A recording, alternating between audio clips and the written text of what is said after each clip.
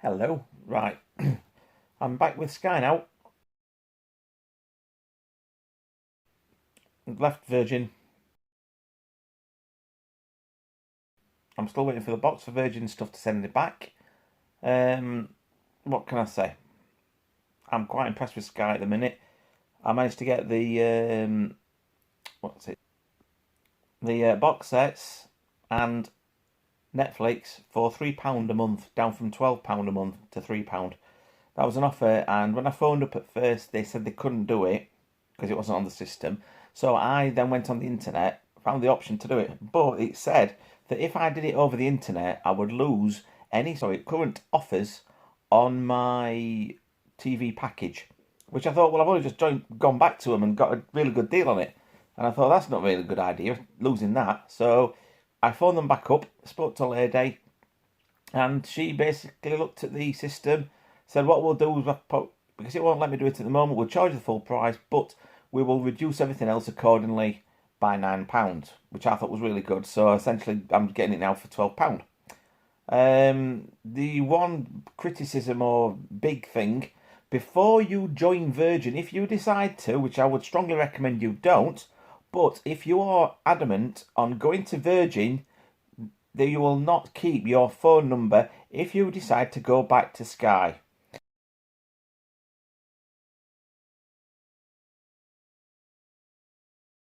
Now, this is quite a common thing. A friend of mine works at PlusNet, and he advised that there's a reason for that. He did go into details, and I'm not bored with all the details, but to cut a long story short, if it's from BT, say, to Sky, various things like that, if you've been a BT customer, go into Sky and it'll do it. However, it's a completely different system that Virgin use, and they won't release the number apparently. But the only thing with mine was that I'd got Sky set up before my contract finished with Virgin. The number is now finishing with Virgin anyway, so it doesn't exist at all. And Sky haven't put the number across. So essentially, Virgin have just wiped my old phone number that I've had for like 14 years off. But no great big issue, it's a bit of inconvenient having to contact schools, etc., to, inform them of the new number. But on the whole, with Sky, so far it's not too bad at all. Got a direct connection with the internet with Xbox One. It's 52 megs, which, obviously you'll never get 100 megs like you did with Virgin. But then when I'm looking at YouTube videos on my phone, with Virgin before, it was getting to the point of showing the lowest resolution, like 240p or whatever. On Sky, it's perfect. It always plays the highest resolution that it can. The other thing was, when I get up in the morning, if I turn my phone on, it would sometimes say internet not available. I've got some screenshots somewhere, so I might stick it there. Internet not available. But now with Sky, I don't get that problem. It's easy to switch, and 99 times out of 100, it will stay on the 5G one with Sky because the router is placed there. That bit there.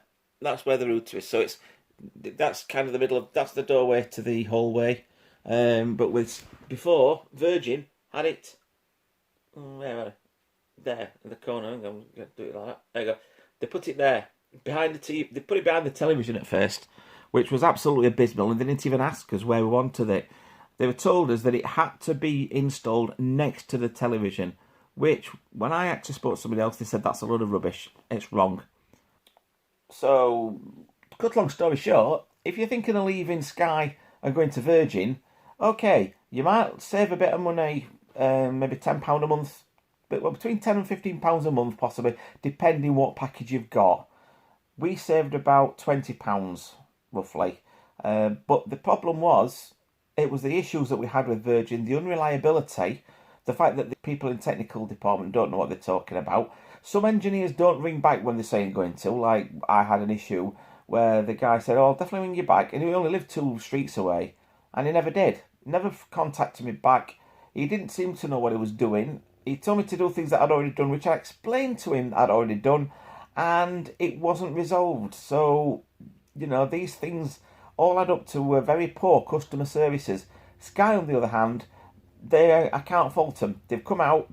I had an issue with the 2 terabyte box with regards to the signal strength that was only showing 30. The engineer came out, he remade the connectors, plugged it into the back of the unit, and I was getting 80, which I was perfectly happy with.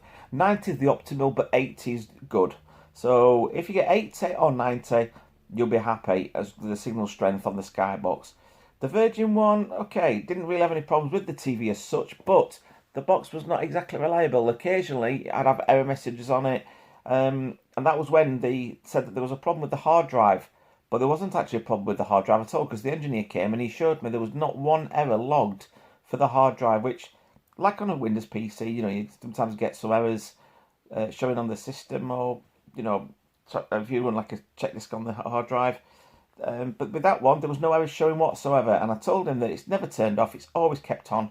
And he agreed with me, and he says, well, I don't understand why these people in the Indian call centre or wherever they are saying that there's a problem with hard drives. He says, I've had about 700 people saying the same thing at the moment. He says, and it's just absolutely ludicrous. He said, I don't know what they're doing.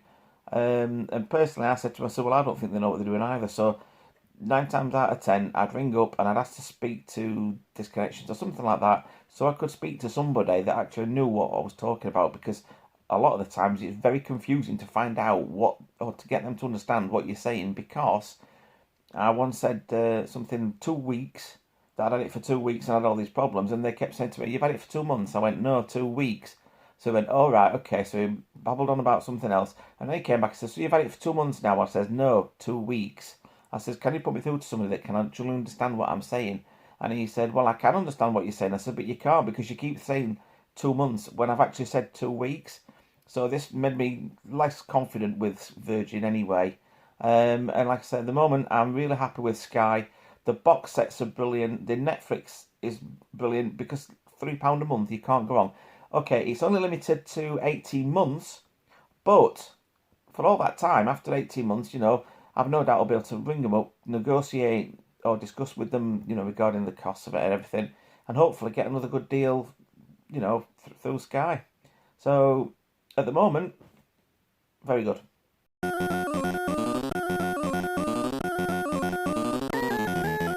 Thanks very much for watching this video. Hope you enjoyed it. If you liked it, give a thumbs up and consider subscribing, because I'd like to do some live things at some point, and I need 1,000 subscribers, so that would be great. What do you think? Yes, I agree.